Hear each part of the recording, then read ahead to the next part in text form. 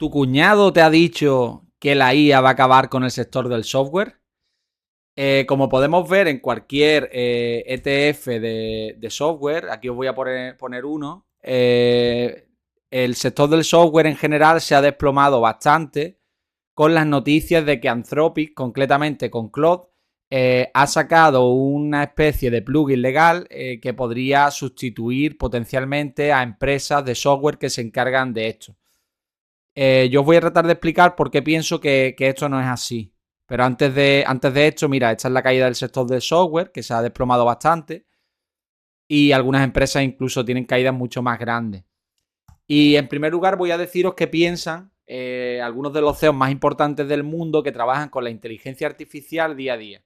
Aquí tenemos un poco la opinión de Sundar Pichai, que es el CEO de Google, y nos está diciendo que esta caída del software, pues básicamente que es exagerada, que la inteligencia artificial es algo que de alguna manera ayuda, es una herramienta útil para estas empresas y que del mismo modo que ellos se están beneficiando y se han beneficiado con el buscador, YouTube y demás, pues otras empresas podrían beneficiarse de esta tecnología. Es decir, no lo ver como un factor de destrucción, sino más bien de productividad. También el CEO de Nvidia, que quizás sea la compañía más importante de este sector, la empresa más grande del mundo, pues dice algo parecido. Está diciendo que concretamente las ventas masivas del sector del software que se están dando en el mercado son la cosa más ilógica del mundo. Y bueno, lo que piensa es que básicamente el software es una herramienta y que esta herramienta no va a ser sustituida por la IA, sino que simplemente la IA va a ayudar a mejorar esta herramienta y a lograr mayor eficiencia. Si estos dos grandes CEOs que tendrían interés más bien en destruir a la industria del software y construir una nueva industria en la que pueda darle más beneficios, están diciéndote esto, ¿por qué tú leyendo algo en Twitter o exagerando opiniones de otras personas llegas a la conclusión de que el sector de software se va al garete, básicamente? Y bueno, os voy a comentar también algunas caídas absurdas que vimos. Por ejemplo, cuando salió este plugin legal que podría afectar potencialmente a empresas como Walter Clubers, por ejemplo, pues una empresa como Booking, que no tiene absolutamente nada que ver, que es del sector de viajes, pues se desplomó en torno a un 11, un 12%. Esto es completamente ridículo. La propia Alphabet lleva más de 10 años intentando luchar con Booking y con empresas como Booking, como Expedia, Airbnb. Sobre todo lucha más con la parte de Expedia y tal, por la parte de vuelos, como buscador de vuelos y tal, y no puede competir con ellos. Además, tampoco tiene tantísimo interés en destruir sectores como este, precisamente porque gana muchísimo dinero en publicidad de una manera más sencilla de estas compañías que destruyéndolas y teniendo que montar una alternativa que le va a causar un gran coste de capital. Además, bueno, aquí como sabemos, pues tendríamos grandes barreras de entrada en forma de efecto red. Si tenéis algún alojamiento, conocéis a alguien que tiene algún alojamiento, sabréis que si quieres vender hoy en día tienes que estar en Booking, tienes que estar en Airbnb, este tipo de compañías. Y de la misma manera, los clientes cuando van a buscar un alojamiento directamente pues acuden a estas páginas. Por tanto, es muy difícil construir una alternativa porque básicamente tanto los clientes como los proveedores de estos servicios no van a acudir a tu alternativa. Básicamente porque no van a vender productos. Y esto es algo que, bueno, la gente parece no querer entender. Es cierto que Booking no estaba precisamente regalada, estaba una valoración, a mi juicio, razonable. Aquí pone 30 veces beneficios, pero eso está mal. No es que esté mal, sino que, bueno, pues hay distintos one-off y demás que le afectan. Realmente la compañía está más barata, estaría en torno a unas 20 veces beneficios. Aquí pone 18, bueno, serían en torno a ese rango. Y es que esta compañía pues tiene una calidad increíble. Como vemos aquí, pues tiene unos márgenes brutos increíbles, cercanos al 90%, en algún momento han superado el 90%, unos márgenes operativos de en torno al 30%, incluso superiores. Y es que hasta el año del COVID, donde todo el mundo estuvo encerrado, nadie podía viajar y demás, pues incluso se las apañaron para ganar dinero, no perdieron dinero. vamos a más caídas un poco absurdas a mi juicio. Aquí tenemos a Moody's. Moody's es una empresa del sector de rating crediticio. Esto es básicamente un oligopolio entre Moody's, Fitch, que no cotiza en bolsa, y S&P, que ahora vamos a ver el caso de S&P, también se ha desplomado. Y bueno, básicamente lo que nos está diciendo el mercado, porque la caída se produjo justo después de sacar este plugin, es que la IA te va a hacer los ratings crediticios, te va a hacer toda esta due diligence, y las empresas y el mercado van a confiar en la IA por encima de este tipo de compañías. Y no solo eso, sino es que los costes a la hora de emitir deuda para una compañía de este rating crediticio son absurdos, son muy bajos. Por tanto, no solo es que la IA lo va a hacer mejor y tal, y va a confiar más en este tipo de soluciones, sino es que van a ser, según piensa el mercado, pueden ser soluciones superiores a las actuales y que prestan mayor confianza a las actuales. Y además de esto, que yo lo veo un poco absurdo, porque la IA tiene todavía distintos defectos, distintos fallos, que no creo que vayan a cerrarse por completo. Es decir, yo no creo en una IA completamente perfecta en ese sentido, sino que por otra parte está la cuestión de por qué no van a ser estas propias compañías como Moody's, S&P, Fitch y demás, que cuentan con toda la estructura de datos, la infraestructura, la expertise, las relaciones comerciales y demás. ¿Por qué no van a ser estas mismas compañías las que moneticen esto? Es decir, las que se encarguen de alguna manera de integrar esta inteligencia artificial y mejorar su servicio. Pues eso es algo de lo cual me queda la duda.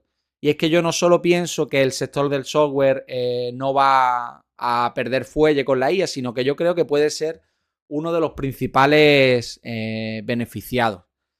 Ayer leía un comentario que estaba poniendo a Alejandro Echevarán en Twitter, y comentaba que según la consultora Gartner, el sector del software está llamado a crecer un 13% este año. Es decir, me parece una barbaridad para un sector que en bolsa en estos momentos se está desplomando. Es cierto que había algunas valoraciones que eran un tanto exageradas, teniendo en cuenta que también son empresas que normalmente abusan del stock-based compensation, es decir, que compensan en acciones, opciones y demás a los empleados, y esto pues se refleja en una reducción del flujo de caja libre.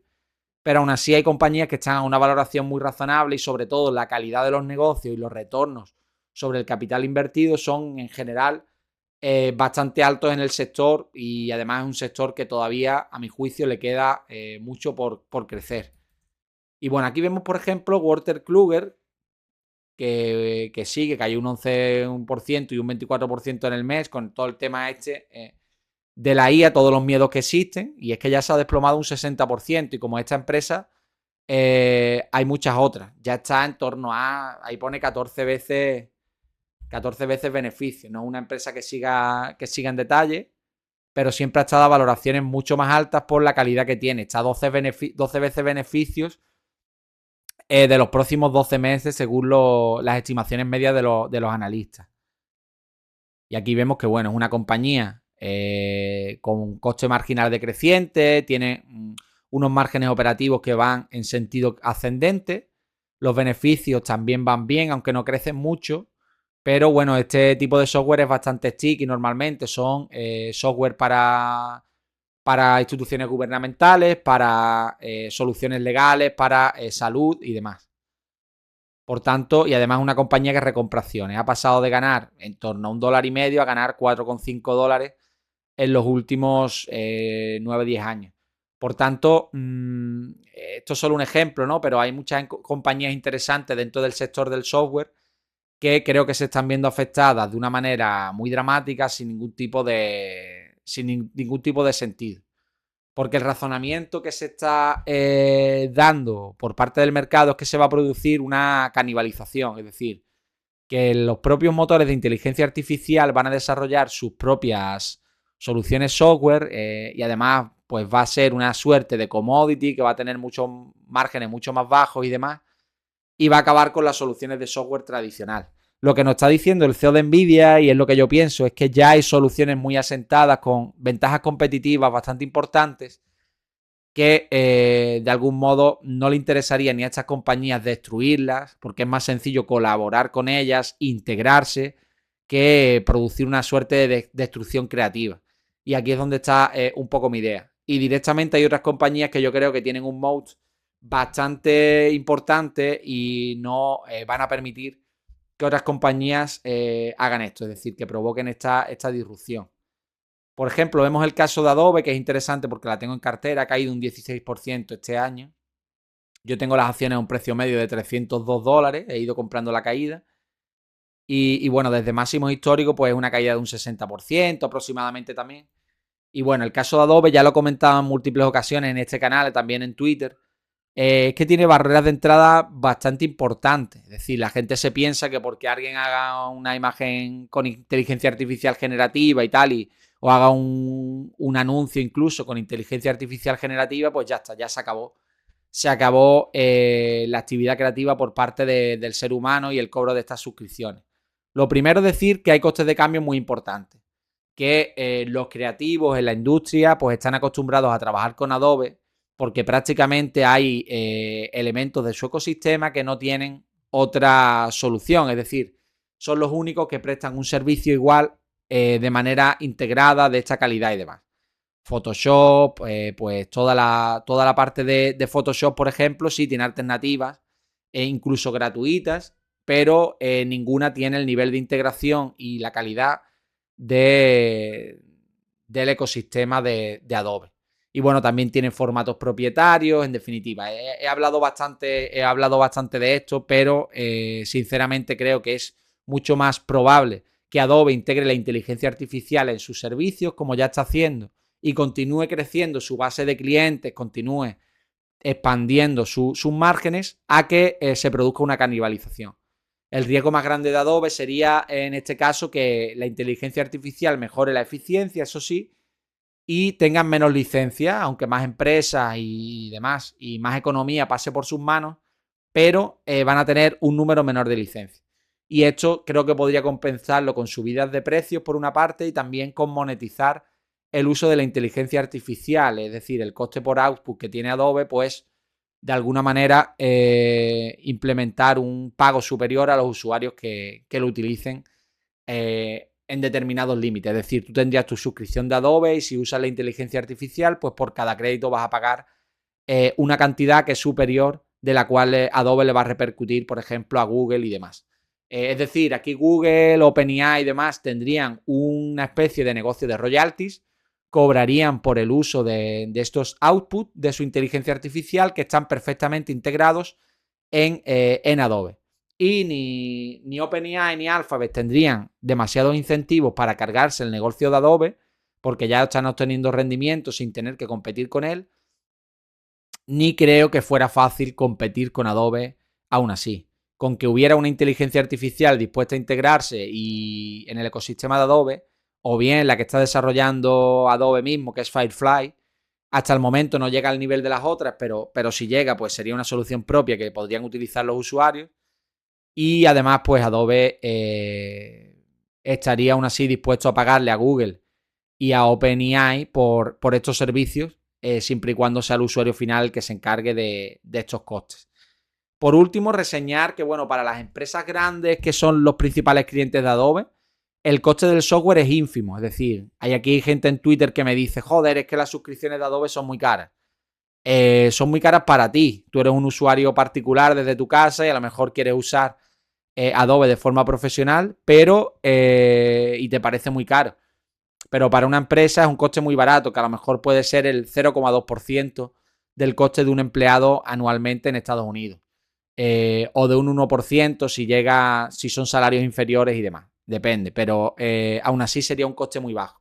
Por tanto, si las empresas de creación de contenido logran bajar el número de empleados, no solo van a seguir recurriendo a Adobe, sino que van a estar dispuestos a pagar más porque el ahorro que van a tener es brutal, utilizando esta herramienta con la IA integrada, a la vez que reducen el coste de personal. Otro ejemplo que que estamos comentando bastante en Twitter es el caso de Constellation Software, que bueno, ha subido un 8% porque el sector de software ha recuperado un poco el último día y también porque ha realizado 3 adquisiciones estratégicas y bueno, lo que habla de que la compañía sigue implementando el capital como antes y demás. No tiene ningún problema en principio. Y bueno, la compañía ha caído fuerte y en el caso de CSU es bastante llamativo esta caída porque tiene cientos de compañías dentro de sí, es una constelación de pequeñas compañías en sectores muy específicos, muy concretos. Es un software vertical y por tanto directamente es que las compañías grandes como Microsoft, Google, etcétera, OpenAI, pues no tienen incentivos para competir con este software tan pequeño, con tan pocas economías de escala. La estrategia de Constellation Software es, de algún modo, pues adquirir muchas de estas compañías, gestionarla bien y seguir creciendo mediante adquisiciones. Pero no tendría sentido que, por ejemplo, Anthropic pues tratara de competir en cada uno de estos pequeños sectores y le quisiera comer la compañía, digamos, la economía a compañías tan pequeñas. No tendría incentivos en invertir tanto capital en ello. Por tanto, en definitiva, nada, lo que quería un poco aseverar es lo que venimos diciendo desde hace un tiempo. Desde que empecé a comprar estas compañías que estaban cayendo sin sentido. Concretamente me estoy centrando en Adobe porque veo una oportunidad bastante grande, porque creo que es una de las compañías con más calidad del mundo, a pesar de que ahora se piense que bueno, que es una compañía que está muerta. Os puedo enseñar comentarios en Twitter y os reiríais. Y bueno, según esto está a menos de 12 veces beneficio. Realmente, según mis cálculos, es más bien 13 veces aproximadamente. Pero sigue siendo muy barato. Respecto a su media histórica es ridículo. Es que solo con que volviera a la media, si de pronto estas empresas, el mercado empieza a pensar que la IA les va a beneficiar en vez de perjudicar, perfectamente podrían llegar, si no a 32, imagínate a 25 veces beneficio, pues estaría duplicando, más que duplicando, sin que la empresa creciese. Y la empresa ha dicho que va a seguir creciendo. Sus ingresos recurrentes están creciendo un 11,5% aproximadamente. Y sus márgenes no dejan de expandirse porque tiene la cualidad de que es uno de estos negocios con costes marginales decrecientes. Es decir, una unidad adicional de ingresos tiene un coste inferior a nivel porcentual que la unidad anterior. Es decir, la integración en la red de Adobe, esto lo podemos entender muy fácil viendo que si, bueno, el ecosistema de Adobe tiene 1000 usuarios, el coste operativo es muy parecido a si tienes 10.000 usuarios. Por tanto, con la escala, apenas que aumente un poco el porcentaje de clientes, pues Adobe está ganando mucho y va prácticamente directo a su beneficio neto. Y tendríamos la palanca de las recompras, que bueno, como está muy barata, yo creo que va a recomprar en torno al 10% de las acciones netas este año con el flujo de caja libre y un poco más que va a poner. Esa es mi percepción o mi estimación en torno a lo que veo en el pasado del negocio y cómo recompran acciones a precios baratos. Y bueno, ahora voy a comentar brevemente los resultados de Alphabet. Voy a ver también cómo va la cotización, que estaba cayendo. Y ahora no sé. Vamos a mirar en Robinhood, que es más en tiempo real. Bueno, está cayendo bastante. Alphabet está cayendo un 4% en el pre-market. Como sabéis los que me seguís en Twitter, pues compré acciones de Alphabet en torno a 150 y las vendí con un 100% de ganancia. No fue un porcentaje muy importante de mi cartera, pero sí fue un beneficio rápido e interesante. Ya vendí las acciones y las roté a Adobe porque creo que sinceramente hay más potencial de retorno en estos momentos. Sin embargo, los resultados me parecen bastante positivos. Voy a comentarlos brevemente. Por segmento, aquí vemos que, bueno, el segmento del buscador, básicamente, que decía todo el mundo que iba a morir y tal, pues está creciendo un 16% anualizado. Con lo cual se ha acelerado el crecimiento. YouTube, esta vez ha crecido un poco por debajo del 10%, en torno al 8%. Yo creo que YouTube tiene un valor muy grande, también un negocio con costes marginales decrecientes y es muy bueno. Y bueno, Google Network, que es una parte bastante residual que incluye pues el correo, por ejemplo, y toda una serie de servicios de Google. Y bueno, y la parte del cloud, que el crecimiento del cloud ha sido brutal, impulsado por la inteligencia artificial, ha crecido un 60%, y a nivel de apalancamiento operativo ha sido brutal porque prácticamente ha más que multiplicado su beneficio operativo, y esto es algo que creo que va a seguir así. Es muy probable que la nube de Google sea el sector, el segmento que diga más grande de Google, tal vez en una década o algo así. En una década o en unos 12 años.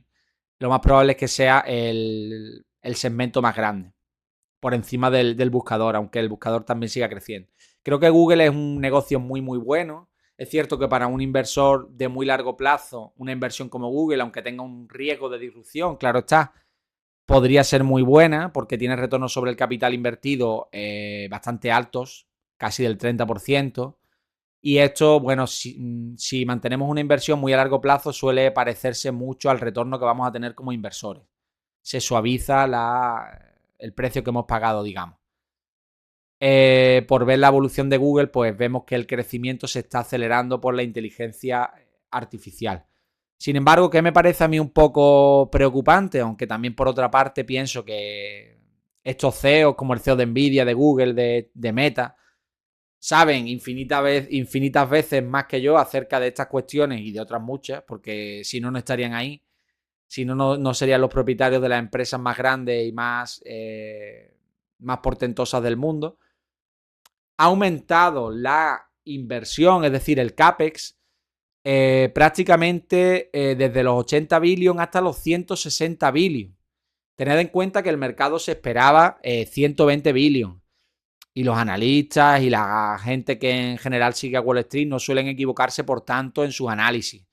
En sus valoraciones sí, porque tienen una tendencia a seguir el precio, pero en sus análisis de datos suelen estar bastante cercanos a las estimaciones. En este caso se han desviado por un 50%, lo cual es brutal. De esta parte estoy viendo que el retorno de la inteligencia artificial sí está existiendo. Tal vez no sea tan elevado como sería necesario para justificar estas inversiones ingentes, pero tal vez estas personas esperan que esto se acelere aún más. Por tanto, es cierto que todo el flujo de caja libre del año 2026 de Google pues va a ir a la inteligencia artificial.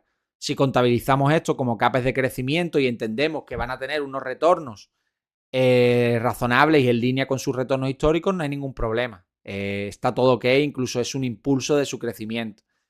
Sin embargo, la duda está aquí, ¿no? Un poco la duda sigue estando en si la IA pues va a obtener retornos altos sobre cualquier inversión prácticamente.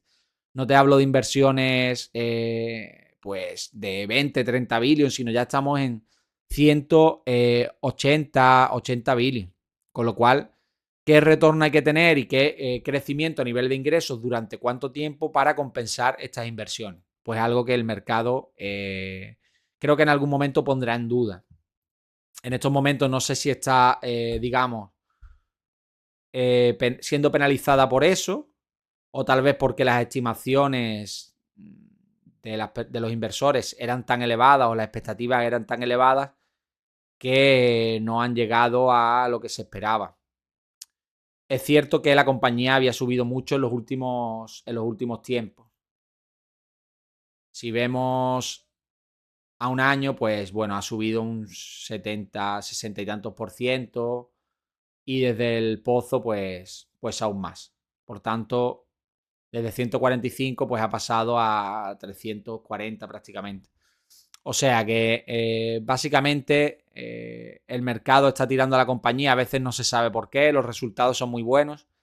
Puede que sea por el CAPEX, puede que sea porque el mercado está un poco negativo en estos momentos con esta cuestión. Ya tocaba también porque habían venido de subidas muy grandes. El Bitcoin también se está pegando una castañita buena. Antes lo puse en Twitter, que se estaba pegando un buen revolcón, un 5%, ya está en los 58.000 euros, lo voy a poner en dólares, por debajo de los 70.000. Hace poco, pues bueno, cuando estaba en 100 había gente que decía que iba a llegar a 500 en no sé cuánto tiempo, en 2 años y demás. No sé si seguirán manteniendo las expectativas. Lo cierto es que durante este año estar invertido en Bitcoin te ha hecho perder un 20% de tu inversión. Y si lo contabilizamos también en el año anterior, te ha ocurrido lo mismo. O sea que el Bitcoin a largo plazo lo ha hecho muy, muy bien, pero tiene esta volatilidad implícita. Aquí ya le ocurrió en 2021, que bueno, que se desplomó pues casi un 75% y después pues multiplicó por 5, por 6. Yo no soy inversor en Bitcoin, es cierto que tengo ahí un poquito de inversión por unos referidos y tal que he estado recolectando, pero para mí no es nada significativo y bueno, me es un poco indiferente lo que haga el Bitcoin. Hombre, si llega a 500 y tal, me refiero a 500.000, pues sí sería algo más significativo porque se multiplicaría por varias veces mi inversión, entre comillas, inicial. Pero no es algo que me quite el sueño ni mucho menos. ¿Y qué más quería mirar? Pues, lo de AMD, quería comentar un poco lo de AMD, que sigue cayendo, ha caído un 17% después de resultados. AMD fue mi inversión más exitosa del año 2025, de hecho yo pienso que es un one-off, así lo he definido siempre. Multipliqué por 10 veces con unas calls, eran unas calls muy out de money, las compré en 88 y el strike estaba en 150. Y bueno, vendí prácticamente multiplicando por 10. Hace unos días pensaba que iba a salirme mal la operación en el sentido de que podría haber ganado más dinero, porque la empresa llegó a tocar los 250, en ese punto pues habría ganado más dinero manteniendo las opciones. Sin embargo, antes de que llegue el expiration date, la empresa se ha derrumbado, por tanto nunca se sabe lo que es mejor. A veces cuando tienes una ganancia potencial tan grande, mejor a la buchaca y continuar a otra cosa. Y bueno, en estos momentos me sigue pareciendo cara. Me sigue pareciendo cara por un motivo que os voy a comentar, una especie de valoración de servilleta o estimación de servilleta, como lo queráis, que he hecho aquí. La voy a comentar directamente del texto porque es más fácil. Sería esto, ¿no? La CEO de AMD, Lisa Su, ha dicho que va a crecer el segmento de data center un 60% anualizado o más durante los 3 o 5 próximos años, lo cual esto es brutal. A nivel de fundamentales, este aumento es muy, muy alto. Sin embargo, quizás el mercado esperaba incluso más. Esto a 5 años sería multiplicar por 10 el segmento de data center. Esto nos llevaría a 174 billones en ingresos, que serían unos 200 billones, incluyendo la parte del gaming y el embedded. Si pensamos que van a crecer a un ritmo histórico de un 10% o así. Y bueno, suponiendo que el margen neto va a elevarse un poco, porque claro, esto va a tener un cierto apalancamiento operativo, los chips nuevos van a tener un coste superior, como ya están avisando, pues tendríamos unos 30 billones de beneficio neto. Es decir, estaría con el market cap actual, estaría unas 11 veces beneficios, pero de dentro de 5 años. Me parece mucho, muy arriesgado pagar por 11 veces de beneficios dentro de 5 años la cantidad en el presente. Y más teniendo en cuenta las incertidumbres que se ciñen sobre este CAPEX y lo posible que es que en los próximos años se dé una caída en este sector que afectaría a AMD. Además, yo creo que sí se puede producir un proceso de comoditización en el sector de los chips y data center también. Data center ya es en parte más commodity que esto. Y bueno, creo que se puede dar una bajada de precio estructural cuando la tecnología se vaya equiparando entre los principales players. Y por eso no invertiría en estos momentos. Sí que por debajo de $100, que sería caer un 50% más, sí que estaría interesado. Estaría interesado simplemente por exponerme a esta tendencia, como ya hice en su momento, una tendencia estructuralmente creciente a un precio razonable. Estaríamos pagando ahí unas 5 veces los beneficios dentro de 5 años, teniendo en cuenta que las expectativas se van a cumplir. Y ahí sí me da el retorno potencial, sí me merece la pena. Porque sería multiplicar por 4 veces, con mucho riesgo, con el riesgo de que esto pinche, con de alguna manera el riesgo de que no se materialice lo que están diciendo la directiva, lo cual es muy probable, pero en cambio, si se da, pues obtendría un beneficio bastante elevado. Además, también podemos tener en cuenta que se puede dar un proceso de euforia otra vez, de esos 100 pasar a 200 o a 300 con rapidez y yo pues podría volver a vender las acciones si así lo considero. Por tanto, mi exposición a AMD ahora mismo es cero, como he anunciado en otras ocasiones, pero la tengo ahí, la sigo mirando desde la distancia.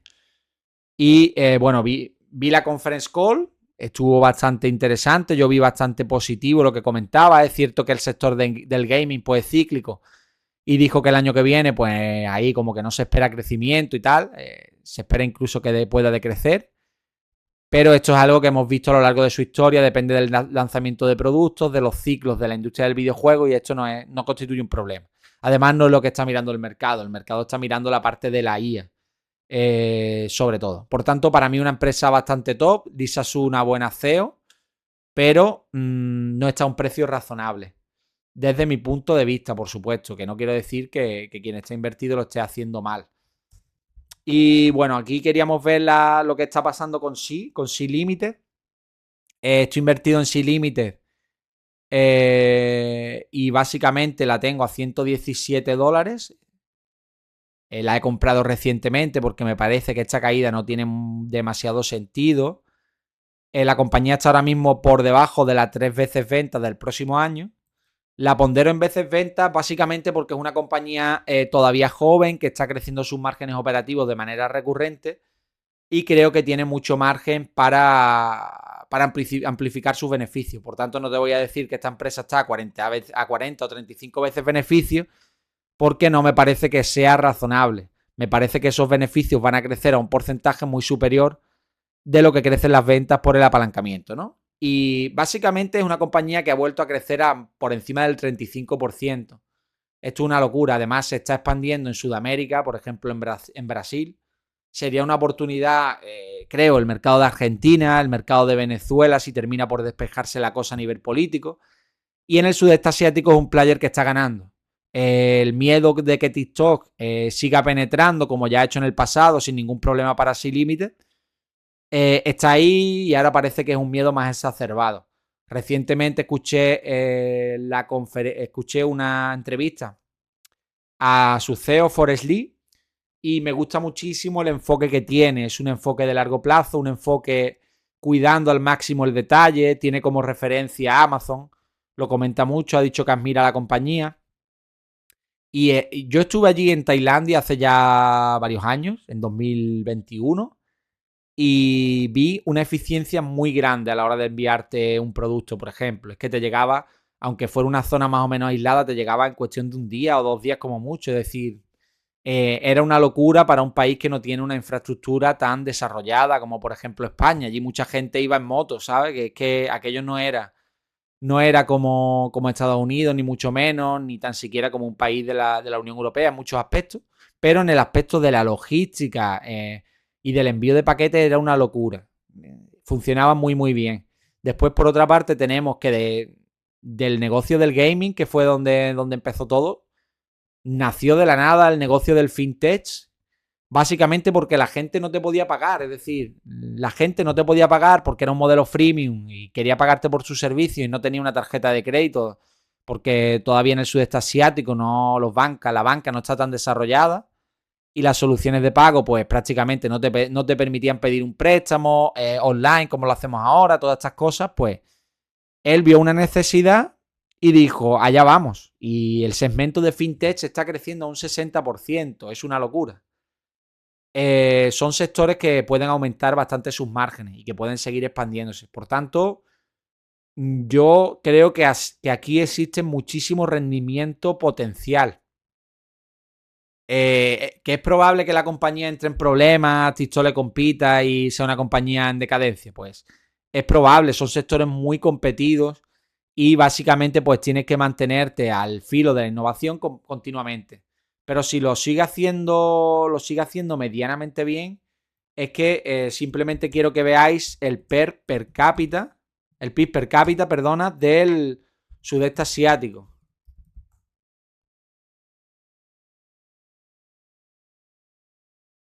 Porque es que creo que el margen que le queda para seguir creciendo simplemente por el desarrollo de clases medias en estas zonas del mundo es brutal. Es que el PIB per cápita está en $2.500. Imaginaros que Estados Unidos está en torno a los $80.000. Es cierto que en Occidente, pues bueno, sería más bien multiplicar por 10 o una cosa así, pero aún así es una locura. Por tanto, esta compañía tiene muchos vientos de cola. El desarrollo fintech dentro de países donde aún están en el Cretácico, el propio desarrollo de la economía, de las clases medias y demás, que va a ser un viento de cola importante. Y por otra parte, la expansión geográfica que puede realizar hacia países semejantes con potenciales beneficios muy grandes, como puede ser Brasil, donde ya está compitiendo bastante con Mercado Libre. Mercado Libre es una compañía que yo creo que es muy parecida en ese sentido, una compañía marcada por la innovación y el alto crecimiento en regiones emergentes. Yo en este momento, si quisiera comprar un ETF de emergentes, básicamente compraría una cesta de este tipo de compañías. No me iría a comprar todas las compañías de emergentes y demás. Porque creo que el de emergentes lo interesante es ponerte a compañías que vayan a crecer muchísimo junto con la sociedad. El desarrollo tecnológico que hemos visto en Estados Unidos, por ejemplo, todavía les queda mucho margen para que lo veamos en países de este tipo. Y ahí es donde está el origen de esta inversión. Vamos a ver un poco sus cifras. Y voy a comentar también que ya estuve invertido en esta compañía, gané dinero con ella. Sin embargo, me habría gustado ganar mucho más si no mantuve la convicción. A veces me falla todavía eso.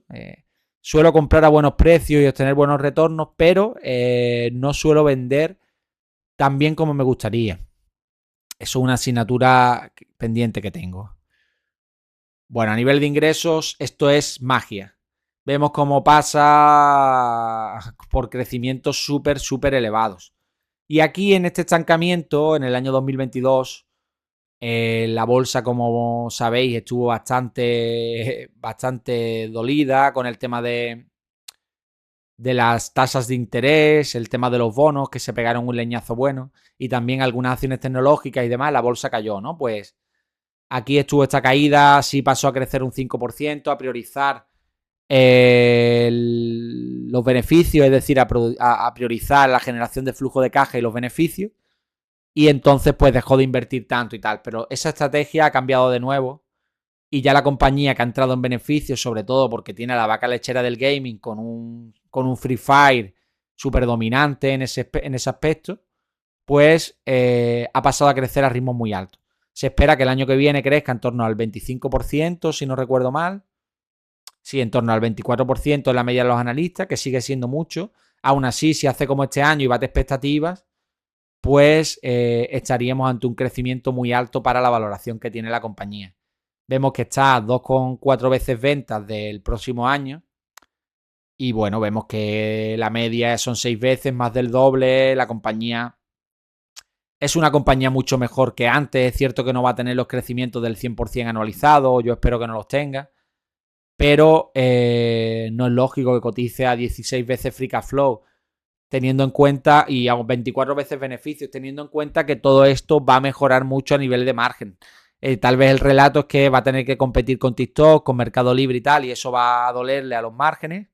Pero yo creo que hay espacio para todo este tipo de actores y que todos van a ganar en unos mercados con unos vientos de cola que son brutales. Y bueno, eso es un poco todo lo que tenía que comentaros hoy. Si os gusta el contenido, espero que le deis me gusta, que dejéis algún comentario y que lo compartáis, porque la verdad que ayuda bastante a que le llegue a más personas. Y os voy a dejar una promoción abajo, una promoción de Toro, por si no tenéis cuenta y queréis empezar a invertir ahí, pues tenéis un incentivo de hasta $500 por registraros, meter ciertas cantidades y empezar a invertir. Y a mí, por comentarlo con transparencia, pues me darían $200 por esta invitación. Así que nada, simplemente os deseo que tengáis buen fin de semana y muchas gracias.